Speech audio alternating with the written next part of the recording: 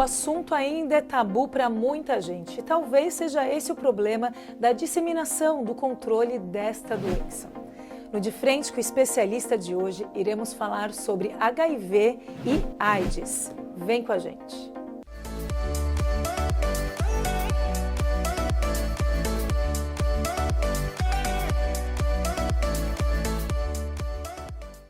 Quarenta anos depois do primeiro caso de AIDS e HIV, ainda existem pessoas que não sabem muito do que se trata e como se prevenir. E mais, o preconceito ainda é muito aparente.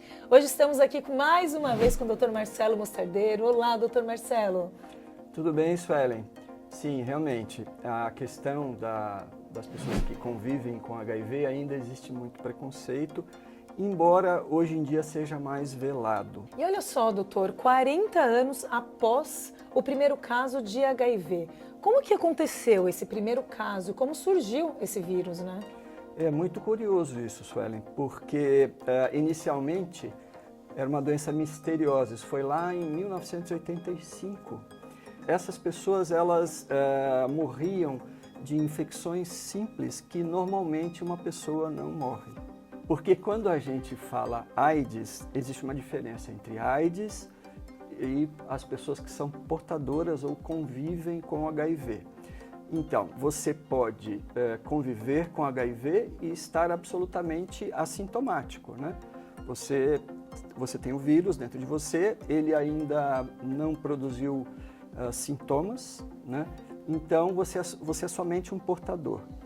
A partir do momento que você adoece por causa daquela doença, por exemplo, você adquire uma pneumonia muito grave. Ou seja, olha que importante isso, pode ser que nós tenhamos aí, somos portadores do HIV, porém não estamos doentes com AIDS. É correto isso? Sim, corretíssimo. Agora Sim. Joia. E aí, de onde surgiu essa história dos macacos? Então, existe várias teorias para explicar como o vírus do HIV circula na população do mundo inteiro hoje em dia. A teoria mais aceita é de que tudo começou na África. Esse vírus, originariamente, somente macacos do tipo chimpanzés tinham. Como lá eles têm o hábito de comer carne de chimpanzés, então existem muitos caçadores. Lá esse tipo de carne é vendida numa feira livre, por exemplo. Tá. E então esses caçadores eles se machucavam quando iam processar aquele tipo de carne. E o vírus que estava no macaco, no sangue do macaco, acabava penetrando também nos caçadores. E doutor Marcelo, existe alguém que tenha predisposição à doença? Não, Suelen. Inclusive, como eu tinha comentado antes, no início da pandemia lá nos Estados Unidos, quando inicialmente só homossexuais e prostitutas e usuários de droga injetáveis foram os primeiros infectados. Então, achava-se que essa doença era uma doença que acometia, ou que poderia acometer somente esse grupo de pessoas. Daí o preconceito, né, doutor? Exatamente. Olha que importância tomarmos cuidado com essa questão do preconceito, né? Sim. Depois viu-se que não, que isso era inicialmente essas pessoas adquiriram, mas qualquer pessoa pode adquirir a doença, né? Basta ter uma relação sexual desprotegida, por exemplo, ou usar drogas injetáveis, né, compartilhamento de agulhas e seringas, que você está exposto. E tomar todos os cuidados caseiros, né? A questão de fazer manicure no salão, isso de fato tem que tomar cuidado? Isso sim, isso é uma verdade. Por quê? Porque essa doença, Suelen, ela é transmitida basicamente por sangue e secreções.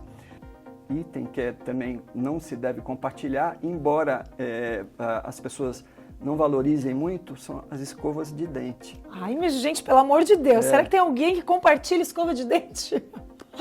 Tem que tomar cuidado mesmo. Por mais amor que tenha pelo marido, não dá para compartilhar escova de dente. Bom, gente, aproveitando então para falar para você curtir esse vídeo, dê aqui o seu like, deixe o seu comentário. Se você tiver alguma dúvida, pode escrever aqui que o Dr. Marcelo, muito querido, irá sanar essa nossa dúvida e eu também estarei de olho nos seus comentários. E sigam lá o Dr. Marcelo no Instagram, que é @Dr. Marcelo Mostardeiro. Dr. Marcelo, e hoje em dia está tão em voga essa ideia do coronavírus e poucas pessoas levantam essas questões de HIV, que é tão importante, né? E muitos jovens nem se lembram, nem se dão conta do perigo que é. E AIDS também é uma pandemia, não é isso mesmo? Sim, é uma pandemia. É bom até a gente citar isso, porque quando a gente fala pandemia, antes do coronavírus ninguém sabia muito bem o que era, mas é uma doença que acomete o mundo inteiro. É como se fosse o coronavírus hoje. Não, e tivemos várias percas, né, importantes aí, de famosos muito importantes, né? Fred Mercury, Cazuza... Renato Russo, porque nessa época não existia remédio, então as pessoas morriam. E como eram pessoas muito conhecidas, ficou muito estigmatizado, né, a doença. As pessoas mais jovens de hoje tem uma tendência a pensar que hoje em dia a AIDS e o HIV não matam mais, o que é verdade, porém as pessoas adoecem e vão conviver com a doença o resto da sua vida.